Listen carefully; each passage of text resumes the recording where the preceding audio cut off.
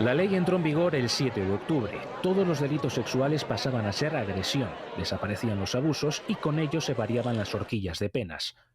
Un mes después empiezan a conocerse revisiones de sentencias y rebajas de condenas. Trascienden 14 casos. Igualdad reacciona defendiendo la ley y acusando a los jueces de aplicarla mal. El machismo puede hacer que haya jueces que apliquen de forma defectuosa una ley. Hay intenso debate político y jurídico sobre si la ley tiene fallos técnicos o problemas de interpretación. La Fiscalía General ordena a los fiscales que cuando la pena impuesta esté dentro de la horquilla de la ley del solo sí es sí, no se toque. Por toda España, los jueces de audiencias y tribunales superiores se reúnen para unificar criterios. No hay unanimidad. Cuando las rebajas van por 50, el Supremo aplica la ley por primera vez. Es el caso de los exjugadores de la Arandina y dice que la condena hubiera sido mayor con la ley anterior. Las rebajas de penas se siguen acumulando y la polémica descose la unidad del gobierno. Digo efectos indeseados y me quedo corto. PSOE y Unidas Podemos negocian ajustes en la ley, pero no se ponen de acuerdo. Los morados creen que se está traspasando su línea roja de que no se toque el consentimiento. Los socialistas no lo entienden así. Se conoce el primer dato oficial, más de 700 rebajas de condena. El PSOE entonces pacta la modificación con el Partido Popular. Finalmente, el 20 de abril se aprueba el cambio. No se vuelve al abuso, pero sí a un esquema de penas que diferencia las agresiones entre con y sin violencia. Sánchez evidencia su apuesta por la lucha contra el cambio climático, colocando de número 2 a su vicepresidenta tercera, quien lo agradece desde las redes sociales. Una de sus principales batallas en Bruselas fue el tope al precio del gas en la península ibérica. Creo que es sumamente importante. Y en los últimos meses ha ido ganando peso en cuestiones como Doñana. De 4 elige a la ministra más valorada del ala socialista. A mí no me gusta hablar de otros partidos. Y en ocasiones un verso suelto dentro del gobierno. Sonados han sido sus choques con Unidas Podemos. Ferraz perfila equipo. Estoy a disposición siempre. Y su estrategia hoy critica al PP que no apoya a su candidato en Barcelona. Están dispuestos a allanar el camino a que el Ayuntamiento de Barcelona esté en manos de independentistas de Puigdemont con tal de evitar que haya un socialista de alcalde en Barcelona. ¿Esto qué es? ¿Volver a eso de la España antes rota que roja? Los populares lo niegan y se abren a negociar con el PSC siempre y cuando dicen Colau no esté en la ecuación. Ponen la pelota en el tejado del PSOE. El Partido Popular está hablando con las distintas fuerzas políticas.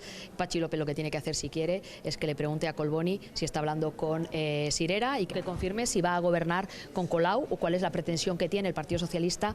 El PNV asegura que el pacto con los socialistas en las instituciones vascas no le impide llegar a acuerdos con el PP, aunque sí ven un inconveniente. Se llama Vox y se llama también un poco este viaje a la derecha dura que está haciendo Feijóo. Y Macarena Olona ha presentado la documentación para subsanar los errores en el registro de su partido, Caminando Juntos. Tenemos que llegar hasta el final. Y poder así concurrir a las elecciones generales. Minuto de silencio este mediodía frente al Ayuntamiento de Torremolinos, en Málaga, en recuerdo de Sibora Gagani. La policía, recuerdan, encontró ayer su cuerpo en el piso de su expareja. La joven había desaparecido en 2014 cuando tenía 22 años.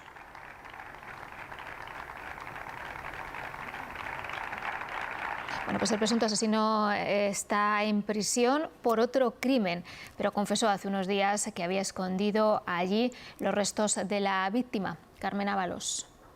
No va a pactar con la Fiscalía para tratar de reducir eso. Motivó la desaparición de Sibora cuando él dijo en comisaría que a Sibora la había matado y emparedado en la vivienda que entonces compartían. Hasta en 4 ocasiones, desde entonces habría registrado la policía esta vivienda, incluso con rayos X, pero fue anoche cuando, tras hallar discrepancias en los planos del dormitorio con el de la vecina, cuando decidieron picar en el muro de fachada. Se toparon ahí con un cajón de madera y dentro hallaron los restos de un cuerpo, que ahora están pendientes de confirmación, de identificación con pruebas de ADN. Como decía, se reactivó esa búsqueda el pasado 17 de mayo, cuando se detuvo al presunto asesino de su antigua pareja, y hoy en el Ayuntamiento de Torremolinos es día de luto y las banderas lucen a media asta. Puede que tenga razón Novak Djokovic, y es que Carlos Alcaraz en este Roland Garros se está postulando a ser el nuevo rey de la tierra. Me siento como de los mejores, ¿no? Yo creo que se está viendo pues del nivel que estoy mostrando. Para llegar hasta las semifinales, Carlitos ha necesitado ganar 135 juegos en 5 partidos. Nadal, en sus 14 Roland Garros, llegó con esa cantidad o menos juegos en 7 de ellos. Anoche le tocó sufrirlo a un Tsitsipas que salió dormido. One thing that I'm going to try and avoid in the future is have melatonin pills and naps before matches because it clearly doesn't seem to be working. La melatonina continuó su efecto durante los 2 primeros sets. Alcaraz tardó algo más de 1 hora en poner el 2-0. Después, el griego despertó, pero ya era tarde. Llegó el partido al tiebreak en el tercer set y ahí Alcaraz volvió a demostrar que ahora mismo es el rival a batir. Y en semifinales...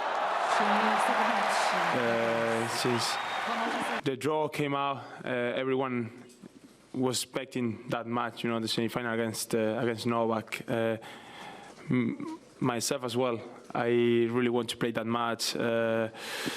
Habrá que esperar al viernes para el que será el segundo duelo entre ambos. El primero lo ganó Carlitos.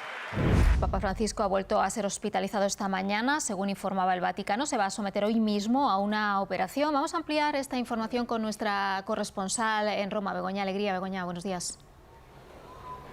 Buenos días. Sí, esta operación se va a realizar a primera hora de la tarde, es lo que dicen sin especificar nada más. Sabemos que le van a poner anestesia general, aunque en este tipo de operaciones también se puede utilizar la anestesia epidural. A diferencia de otros ingresos que ha tenido el Papa en el hospital, como por ejemplo recordamos el de esta pasada Semana Santa, esta vez el Vaticano ha informado previamente en una nota bastante explícita, a través de la cual sabemos, por ejemplo, que lo que tiene es un laparocele, que es una hernia que se forma en cicatrices de operaciones anteriores, por lo que pensamos que se trata de esa operación a la que fue sometido en julio del año 2021, una operación en la que le extirparon una parte del colon. Y hemos consultado con un experto en cirugía intestinal para entender un poco más de qué se trata. Lo que nos cuenta es que esa hernia que se ha formado es una cavidad por la que puede entrar o bien grasa o bien parte del intestino, que eso hay que restituirlo, que no es una operación complicada, que de hecho en algunos casos se da al paciente de alta al día siguiente, aunque en el caso del Papa ya sabemos que va a estar varios días ingresados. Esta operación se decidió en días pasados porque el Papa presentaba un cuadro de oclusión intestinal con muchos dolores que se iban agravando. De hecho, hace unos días también nos informaron de que había tenido un episodio de fiebre. Esta mañana ha dado la audiencia general que todos los miércoles celebra ante miles de fieles en la plaza de San Pedro, en el Vaticano, y ha sido después cuando se ha acercado al hospital. Ayer también estuvo ingresado, nos dijeron que para hacerle unos controles médicos. Entendemos ahora, a la vista de lo que sabemos, que estaría realizándose el examen preoperatorio. Esta imagen de la rotura de la enorme presa de Kajovka y el vertido incontrolado de agua sigue centrando los debates también en Rusia. La versión del Kremlin, sabotaje ucraniano, es la más extendida a nivel de calle en Moscú, al menos entre los que aceptan hablar ante nuestra cámara. Me inclino más a pensar que este desastre es cosa de Ucrania, dice Lyudmila. Es un acto terrorista, dice Elena, y lo han hecho ellos, la otra parte.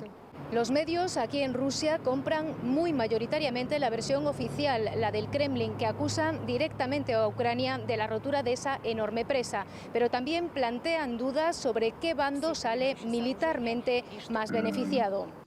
Dicen que la inundación no da ventajas a nadie, retrasará una posible ofensiva ucraniana en esta zona, pero al mismo tiempo puede arrasar con las defensas rusas. Autoridades prorrusas de Jersón sí creen que les favorece.